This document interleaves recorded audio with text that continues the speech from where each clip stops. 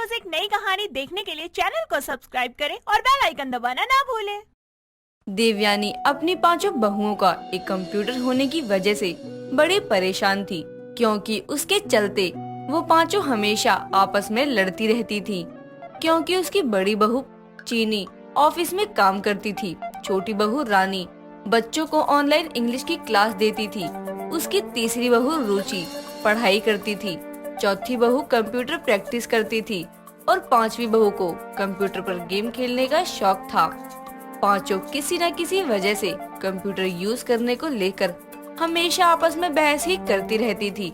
ऐसे ही एक रोज चीनी कंप्यूटर पर अपने ऑफिस का काम करती है, तभी उसकी देवरानी रानी वहां आती है और कहती है, जेठानी जी, अब बस बहुत हो गया, उठिए आप कंप्यूटर से, मुझे अपने बच्चों को ऑनलाइन क्लास देनी है। बिल्कुल भी नहीं, मैं यहाँ से हिलने वाली नहीं हूँ। अभी मेरा बहुत सारा ऑफिस का काम रह गया है।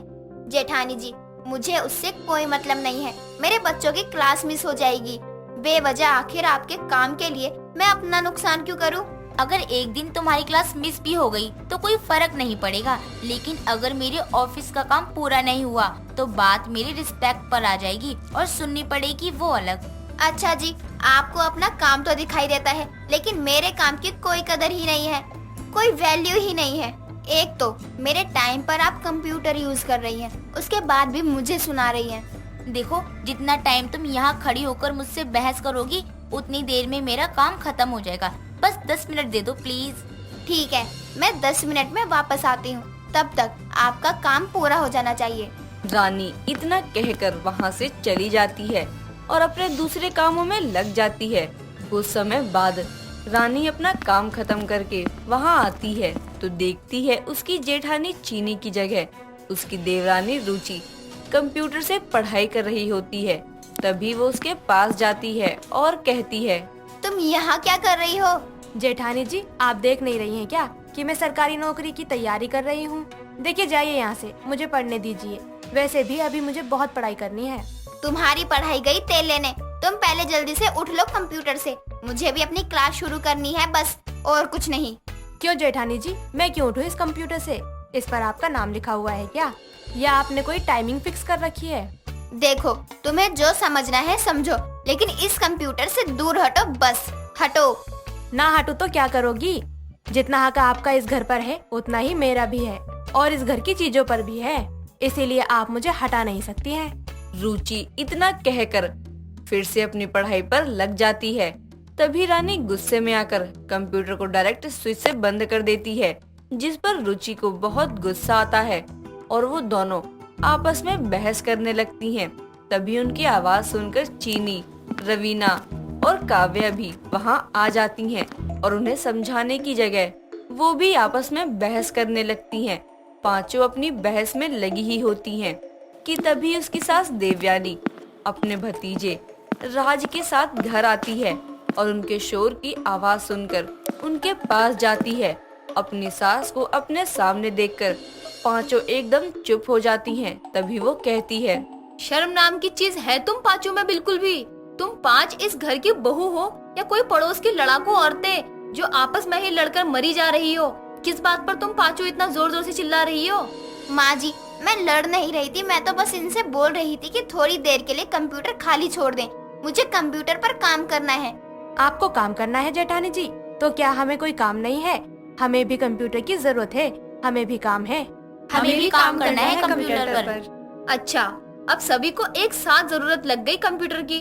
कंप्यूटर तुम्हारे घर में ही है, कहीं भाग नहीं जाएगा।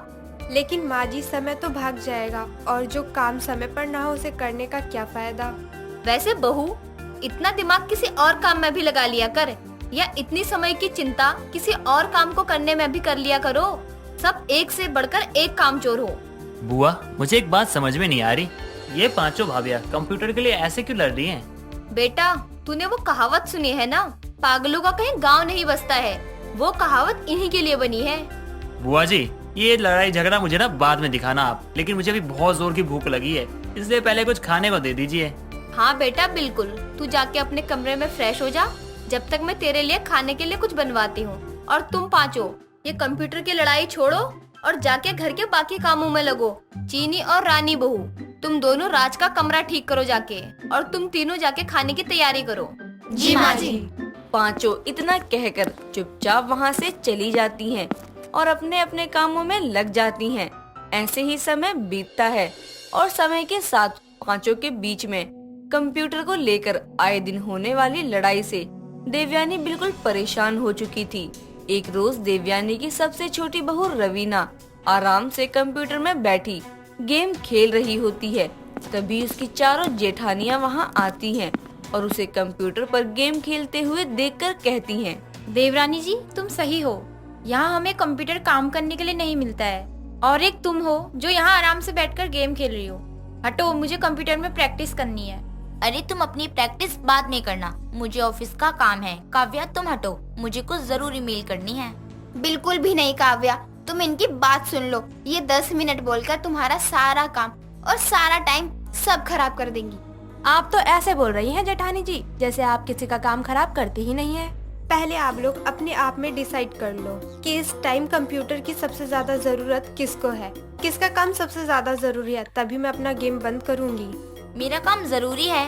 मेरा भी जरूरी काम है। पहले कंप्यूटर मुझे चाहिए। नहीं, पहले मुझे। पांचों एक दूसरे से बात करते करते आपस में बहस करने लगती हैं और उनकी लड़ाई की आवाज सुनकर राज भी वहां आ जाता है और उसको लड़ते हुए देखकर उनके पास जाकर उन्हें रोकते हुए कहता है, अरे भाभीओ चुप हो जाओ, कितनी जोर जोर से बोल बोल कर लड़ रही हो आप लोग। बुआ जी ने अगर सुन लिया ना तो आप लोगों को डांट सुननी पड़ेगी। हमारी लड़ाई से तुम दूर ही रहो तो वही अच्छा है। लोग अपने अपने काम और अपने अपने हक के लिए लड़ रहे हैं।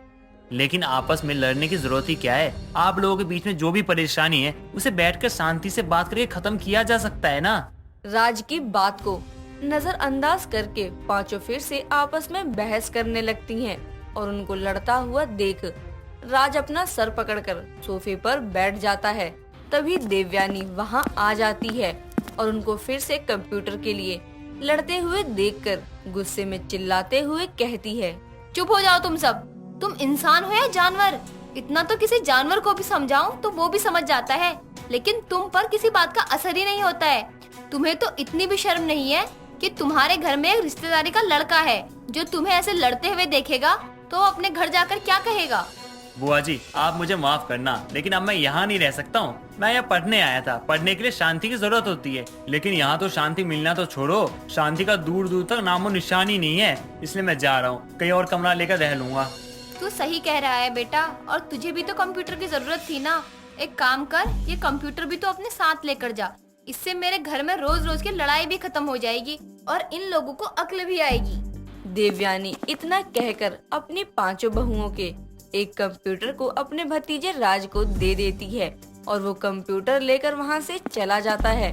जिसके बाद पांचों को अपनी गलती पर बहुत पछतावा होता है और पांचों अपनी सास देवयानी के आगे हाथ जोड़कर माफी मांगते हुए कहती हैं, माँ जी माफ कर दीजिए। कभी नहीं, अब तुम लोगों की यही सजा है कि तुम पांचों को अब कोई कंप्यूटर नहीं मिलेगा चलाने के लिए। ये कहावत तुम पांचों के लिए ही है कि अब पछताओ होत का जब चिड़िया चुग गई खेत। मैंने तो पहले ही समझाया था तुम पांचों को, अब नहीं समझी तो भुगतो।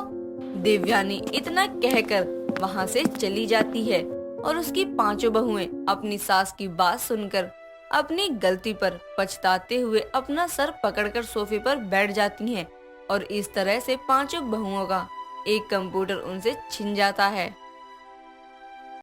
दोस्तों अगर आपको ये कहानी पसंद आई तो इसे लाइक करें, शेयर करें और कमेंट करके बताएं कि कहानी में आपको सबसे अच्छा क्या लगा।